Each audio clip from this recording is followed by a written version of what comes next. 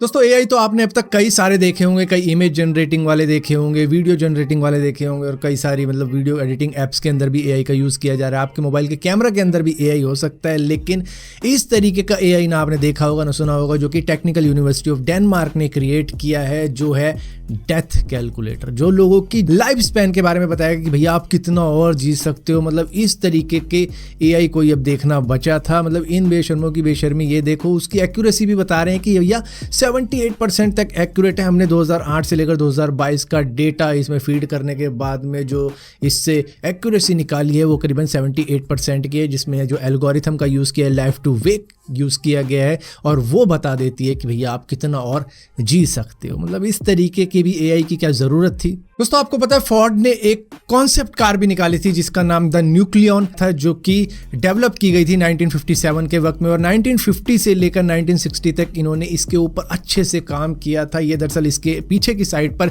एक small nuclear reactor लगाना चाहते थे जो कि स्टीम इंजन को पावर करता बाय यूरेनियम फ्यूजन, और उससे कहा जाता है ये कार बहुत लंबा चल सकती थी, क्योंकि न्यूक्लियर सबमरीन के अंदर भी यूरेनियम फ्यूजन का यूज़ किया जाता है। और कहा यह भी जाता था कि अगर ऐसा इंजन तैयार कर दिया जाता कार के अंदर तो कार एक बहुत लंबे टाइम तक चल सकती थी, सिर्फ 0.006 kg यूरेनियम से ही। मतलब कि अगर लगाया जाए अंदाज़ा तो शायद 100 साल से भी ज़्यादा चल सकती थी। दोस्तों हार्ट अटैक के केसेस काफ़ी ज़्यादा बढ़ रहे हैं पिछले कुछ सालों के अंदर, जहाँ पे आपने देखा होगा बॉलीवुड एक्टर्स जो कि बिल्कुल फिट एंड फाइन लगते थे उनको भी हार्ट के इश्यूज़ आए। यहाँ तक कि अभी रिसेंटली श्रेयस तलपड़े को भी हार्ट अटैक आया था, जो कि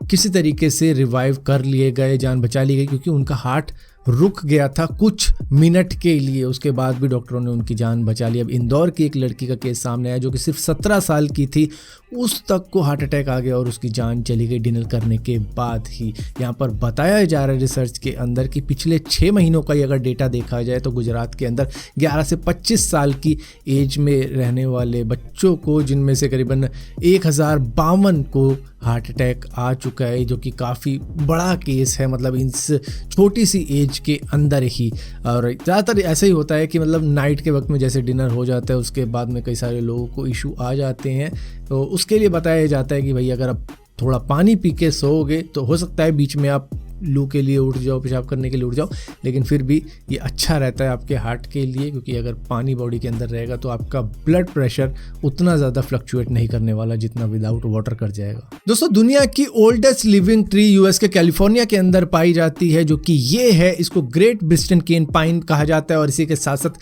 मैथुसेलह भी कहा जाता है, जो कि 4853 साल पुरानी है। हालांकि इससे पुरानी ट्री भी मौजूद है लेकिन वो जिंदा नहीं है। दोस्तों आप में से कई सारे लोग ऐसे होंगे जो कि ये समझते होंगे कि यार बच्चों को बहुत केयर से रखना पड़ता है, मतलब उनको कहीं ठंड ना लग जाए, जुकाम ना लग जाए। लेकिन कई कंट्री ऐसी होती है जो कि बहुत ठंडी होती है, जैसे Denmark, Finland, Iceland, Norway, Sweden, और इस तरीके की कंट्री के पेरेंट्स को नॉर्डिक पेरेंट्स भी कहा जाता है, जो कि अपने छोटे छोटे बच्चों यानी बेबीज को अपने घर से बाहर भी सुला देते हैं, नैप भी दिलवा देते हैं, जो कि मतलब एक्सट्रीम विंटर रहे तब भी। दरअसल इनका मानना ये है कि ये इनके बच्चों के लिए हेल्दी रहता है, इससे बच्चे काफ़ी ज़्यादा मतलब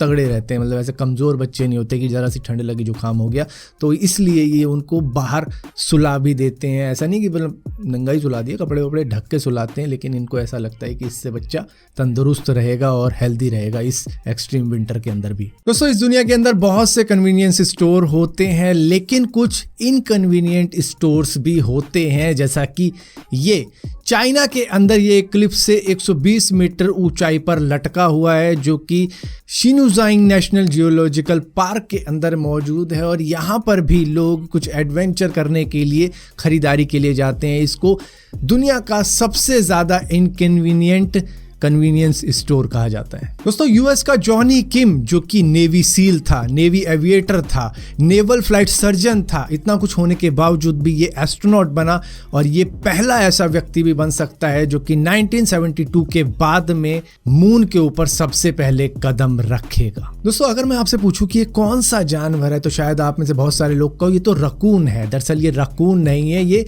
कॉमन रकून डॉग है जो कि जापान और चाइना के अंदर पाया जाता है। हालांकि ये विलुप्ति की कगार पे है और इसका रकून से कुछ भी लेना देना नहीं है। ये फॉक्स का क्लोज रिलेटिव है, वहीं से इसकी क्रॉस ब्रीडिंग होके शायद ये एक डॉग जैसा रकून डॉग बन चुका है, जो कि अब उतना ज़्यादा तो नहीं मिलेगा, लेकिन फिर भी अगर मिलेगा तो सिर्फ 2 कंट्री के अंदर मिल सकता है, एक चाइना और जापान, और दोनों में ही ये विलुप्ति की कगार पे है।